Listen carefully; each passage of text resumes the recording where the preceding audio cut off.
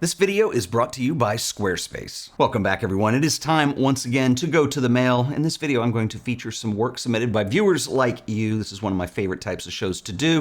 There are going to be some changes coming up in the new year. I haven't quite announced all that yet, but anyway, today I want to get to some mail. We've got 4 wonderful books that were submitted. All 4 of these are absolutely outstanding in very different ways, and so without further ado, let's get to it. First up is this lovely book that comes to us from a photographer in Denmark by the name of Ivan Sorgenfried. I hope I'm saying that right. This is called Gray Skies and Black Sand. It is work that was shot in Iceland.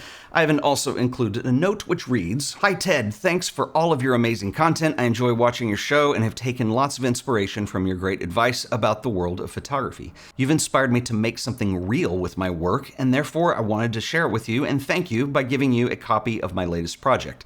This body of work explores the elements that define the distinctive Icelandic landscape. It's a series of analog photographs that document both the natural light and urban scenery. I really hope you enjoy it. Cheers, Ivan." So Ivan, Gray Skies and Black Sand is very, very well done. I love the look of the muted tones of the colors you go for. What I really like about this is your compositional sense. Everything is fairly minimal for landscape, and I think in a lot of ways I think there's a nod here to an Italian conceptual photographer from the 1980s, Luigi Ghiri, and if you're not familiar with his work, you should look it up. I don't think your work is a clone of his by any means, but there's sort of a sentiment with the compositions, and I think that combined with a lot of the muted colors in here that reminded me of his work, and this is really well done. Landscapes are interesting to me because it's really easy to come up with what I call the postcard shot, and you see a lot of people who do projects and they end up looking like postcard shots in the end. I mean, there's nothing wrong with them, they're just not particularly individual or unique, and I think one of the things that Ivan's doing in here that is really cool is he's really exploring that in kind of a minimal way, and I love the sense of geometry in here. I love the sense of negative space that's treated. This is really, really well done. Just on technical note, the way this book was printed is really nice too. I love the paper. I love the weight of the paper. Got a really nice matte feel to it, and it just feels really professional. Another thing that I want to point out on this is I actually love the way that Ivan treated this book. The cover's wonderful, and the layout is very minimal as well. We've got borders, and it lets the photos breathe, and there's not too much text on here. That's the thing that I get a lot of books in, and it seems like I'm kind of a broken record in the sense that full bleed photos or lots of text on things is kind of problematic, and I don't think it's problematic to have text on there, and I'm going to point this out in a book in a second, but the text needs to be there for a reason. A lot of times people feel like they just need to label their photos, so it's a date or it's a title or something like that, and if it really doesn't complement the photo, then it doesn't belong. And this is an example, I think, of a book that's just very well done. It's minimal. It really showcases the photograph. So Ivan, this is awesome. I will put a link to Ivan's work if you want to find a copy of this, as well as everybody else that I'm going to feature today, in the description below this video, so make sure you check him out. Thanks for sending, man. All right, so next up is this book, which I think is extremely well designed. This comes to us from a French photographer named Thomas Esney. The title of this book is in French, but it translates into English as Greece on the Day of Adventure in Search of Color and Detail. And as we get into it, there's a couple things I want to point out. Thomas has some really cool handwriting and drawing skills as well, and he left my note in the front of the book here. And there's a whole section in the beginning where he puts all the notes to some of the images, and I'll put a couple of these up as we go by. It's in French. It's really cool. It's very well done. It's very interesting. It's very different. We'll talk about how this plays into the design, but I want to read his note that he put in the front of the book first, which reads, "Mr. Ted Forbes, I am a French photographer based in Normandy. You'll find here my first book, created during 6 days of adventures in Greece. All of the pictures here were made with a Leica M. It was my first experience with it, and it was you who convinced me to get this type of camera. Thank you for your videos. For this first book, I decided to focus on framing with simple images and specific attention to colors and details. I wish you a good discovery, Thomas." So Thomas, there's a lot of things that I really like about the book, and I know that your intention on here was to experiment with framing, which you've done very excellently. And I love the way that you've taken color, and it's always there for a reason. It always complements the next image. You're looking at these in terms of spreads, in terms of how they coordinate with one another, and I think it's really well done. Even the integration of black and white images is very smooth in here, and I think it's really cool. The other interesting thing, and I'm going to talk a little bit about the Leica idea in here, because I think you're really playing that up. I see influences in here ranging from people like Ralph Gibson to Harry Grayart. Your use of geometry is really interesting in here as well, and it makes me think of Henri Cartier-Bresson and some of his geometrical approaches. It's really well done. Another detail that's kind of subtle is I love the way that you're varying slightly your focal lengths, it seems. It looks like a lot of 90mm 35mm and a lot of 50mm, and that gives a little bit of depth to the book. It's sort of a cinematic approach to doing things. I really like this. I think it's very well done. It's very well printed. I love the use of handwriting. In the beginning here, where he kind of describes some of the things that are going on in this book, you're going to notice two things. One, it's all handwriting that is showcased here. So no fonts, no typography in that sense. It's all done by hand, and I love that. I also love the fact that it's done, you're going to notice, on a slightly different paper stock than what we have on the photographs. It adds a nice touch in here, feeling professional, but still kind of feeling handmade, which is very cool. So one of the things that I want to mention, and the reason I think this reflects the attitude going towards Leica, is that I know that Leica gets controversial because the price involved sometimes, but Leica is a rangefinder camera. It deals with a focus system that involves a secondary lens up here and a whole lot of optics, and there are reasons why Leicas cost a lot. It is the only game in town if you want to get a rangefinder, and which is kind of unfortunate. I wish that other camera companies would make them as well. There is a French company called Pixie, but it's an APS-C camera. I digress. What I love about this is the Leica it has a way with the Oscar Barnick design and the whole M system, which really hasn't changed since the 1950s in its current iteration. It has a way of stripping away all of the things that we have that are luxuries in today's photography world, things like autofocus and IAF and image stabilization. And it just allows you to focus in, no pun intended, but it allows you to center in on a basic set of tools that enable you to take a photograph. And it is a very personal experience. And so I don't want to go too much into that in this video necessarily, but I really love the work that you've done here, Thomas. This is outstanding. Well printed. Everything's amazing. I really think this is it's just really cool. So you guys should check out Thomas's work, and I believe he's selling this also, and I'll put a link in the show description. So Thomas, thank you for sending. I think what I really like about Thomas's book is the fact that it's just very raw and very human. It's very nicely produced, got a cloth-bound cover, nice paper, nice printing job, but it also has the handwriting involved. The project was done over 6 days, so it was just kind of quick. I really love it. It feels very improvisational. So anyway, I've got two more that I want to share with you guys. Both of these are excellent, but real quick, I want to give a shout out to our sponsor, who are the awesome folks over at Squarespace. How easy is it to build an amazing website in a matter of minutes? Squarespace has you covered. It's dead simple.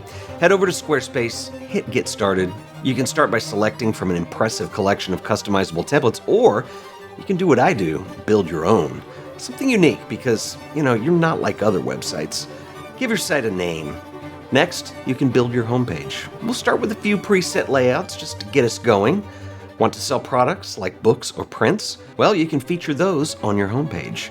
Create a few more sections if you want. Let's also give it a color palette. There's a whole bunch to choose from, and just get us started. We can change this all later. Next, let's select the typography choices. Welcome to your website. Everything is set up and it's all ready for you to customize. Squarespace is built on Fluid Engine, the next generation of website design. Select Edit, and Fluid Engine allows you to drag, place, and resize any element on the page. You can snap these to a grid, you can make them float on top of one another, you can freeform however you like. You can even preview and adjust how the site looks on either desktop or mobile. The layouts are independent. Of course, you'll want a portfolio for your work. Creating an image gallery is as easy as dropping a folder of images on your web browser. Once uploaded, you can drag to resort, customize the look, and Squarespace writes all of the code for you. Everything just works and it looks fabulous. Want to sell your own prints, books, or zines? Squarespace has the capabilities to not only set up your online store and collect payments, but they also give you all the tools that you're going to need to be successful. Managing shipping and payment options, manage your orders, and engage with your customers. They even give you the tax tools that you need to keep things organized and stay compliant. You should try Squarespace for yourself. It's absolutely free, no credit card required. Just go to squarespace.com/AOP, sign up for that free trial. If you decide Squarespace is right for you, I can save you an additional 10% on your order by using offer code AOP on checkout. That's right, the code is AOP. So stop procrastinating, go build your website today. And I want to give a special shout out and thanks to Squarespace for sponsoring this video. All right, next up is this little book called Downtown Dreams. This comes to us from a Florida-based photographer by the name of Daniel Newcomb. Daniel also has a note which reads, Ted, just a quick note to tell you that your channel inspired me to self-publish a book. It sold 50 copies in 2 weeks, so thank you for the concept and the reviews of other books. This helped me to put one together based on your critiques. I do all types of photography when it comes to my art world, but I'm drawn to nostalgic architecture. Since I was 16, I had a car and I was exploring the old buildings in downtown with a camera in hand. This is a very small selection over 35 years of hunting down these old buildings and marquees. Trust me, this book could be volumes long. I hope that you enjoy this small slice of my obsession. This photography led me to my commercial career as an interior design photographer for the last 25 years. All right, so Daniel, a few things that I want to say about this. First of all, your photography is absolutely outstanding. I really like the way you've approached this. I love the idea of using handwriting in here. I talked a lot about that in the last book, but you use it in a very different way where you're captioning your images. And I said earlier that, when you're going to put text in a book, it needs to be there for a reason. And I can't think of a better reason for having the text here. It's a perfect marriage between the content that's in the images and your descriptions of them.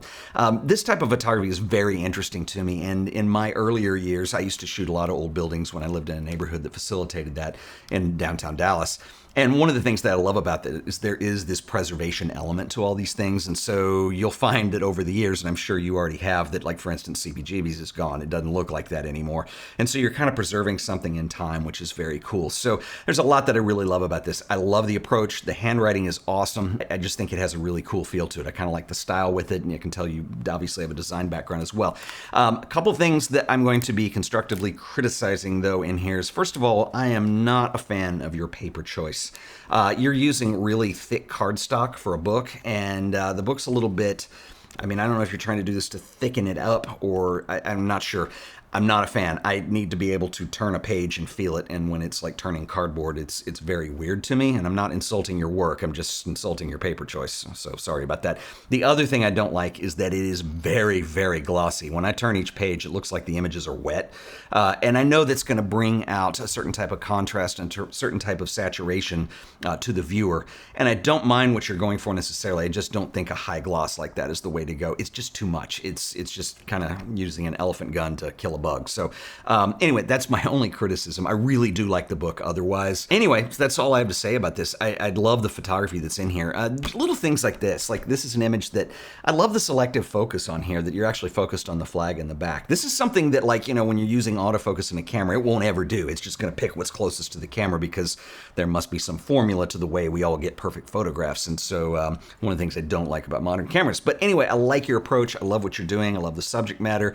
I love the New York stuff that's in here. Very nice work. Thank you for sharing. All right, so next up is the book with the Latin name from the Italian photographer. This is Scripta Manant, which translates into Words Remain. This comes to us from Roberto Comaschi, and Roberto included a really cool letter, which reads, "Dear Mr. Ted, I have been watching your amazing videos for a long time with great interest and endless source of ideas and knowledge. Thanks to you, I've discovered, among others, a great master I didn't know before, Sir Ralph Gibson. I was blown away by his works, and I bought one of his books, Ex Libris, immediately falling in love with it. For several years now, I have had in the back of my mind the idea of creating a photographic work on writing.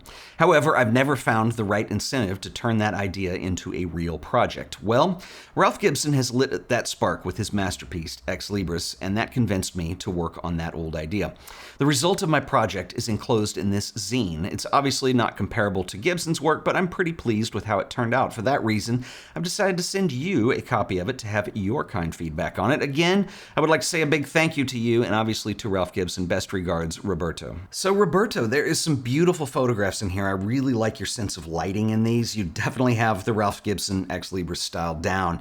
A couple of comments I want to make about this. So first of all, for those of you who aren't familiar, and the book is actually at my house, but Ex Libris was one of the early books that I bought that Ralph had done, and it was the book where I kind of discovered his work too. So I completely know where you're coming from on all this, and I think that Ex Libris is a book about books. It's a photo book on books, and there's old text in there, there's old books, has a very similar black and white feel, very similar lighting to what Roberto is doing here.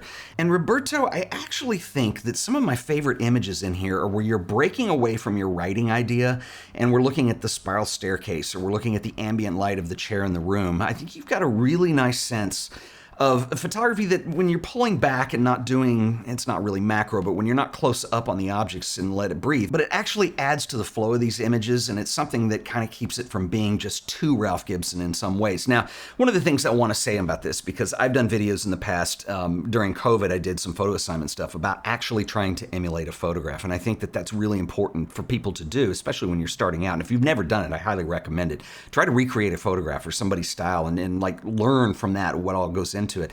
However, I do want to say that there comes a point, though, where you've got to make something your own. You've got to put your own style and your own name on it. And while I think that it's just very Ralph Gibson, and I know that was the intention on this. And so what I would like to see you do, though, at this point is how can this be more Roberto Comaschi, if you know what I mean. But anyway, it's very well done. It's actually very well printed. I'm not sure who you used for your zine here, but I really like it. The only small little criticism that I want to make here is that you're doing all of your black and white images on a black background. And I know that that looks good on a computer screen, but I question as to whether that's the right approach when it actually gets into the zine form. And the reason I say this is it starts feeling very heavy-handed at times.